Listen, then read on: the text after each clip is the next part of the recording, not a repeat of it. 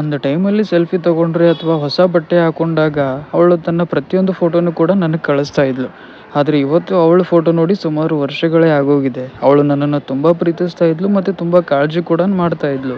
So ನನಗೋಸ್ಕರ ಯಾರೊಬ್ಬರ ಜೊತೆನೂ ಕೂಡ ಜಗಳ ಆಡೋದಕ್ಕೂ ಕೂಡ ರೆಡಿ ಇದ್ಳು. ಆದರೆ ಸಡನ್ನಾಗಿ ಏನಾಯಿತು ಅಂತ ಗೊತ್ತಿಲ್ಲ, ನನ್ನ ಜೀವನದಿಂದ ತುಂಬಾ ದೂರ ಹೋಗ್ಬಿಟ್ಳು.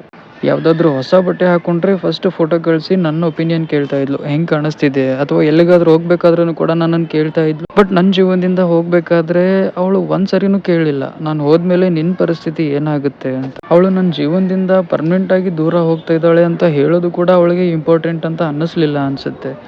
ಯಾವ ಬಟ್ಟೆ ಹಾಕೋಬೇಕು ಅಂತ ನನ್ನನ್ನು ಕೇಳ್ತಾ ಇದ್ದ ಅವಳ ಇಷ್ಟ ಮತ್ತು ಅವಳಿಗೆ ಏನು ಇಷ್ಟ ಇಲ್ಲ ಅನ್ನೋದು ಎಲ್ಲನೂ ಕೂಡ ಅವಳೇ ಹೇಳ್ತಿದ್ಲು. ನಿನ್ನನ್ನೇ ಮದುವೆ ಆಗ್ತೀನಿ, ನಿನ್ನ ಜೊತೆ ನನ್ನ ಪ್ರಪಂಚವನ್ನು ಕಟ್ತೀನಿ ಅಂತಲೂ ಕೂಡ ಹೇಳಿದ್ಲು. ಆದರೆ ಇವತ್ತು ಆ ವ್ಯಕ್ತಿ ಯಾರಿಗೆ ಅವಳ ಫೋಟೋಗಳನ್ನು ಕಳಿಸ್ತಾ ಇದ್ದಾಳೆ ಅಂತಲೂ ಗೊತ್ತಿಲ್ಲ.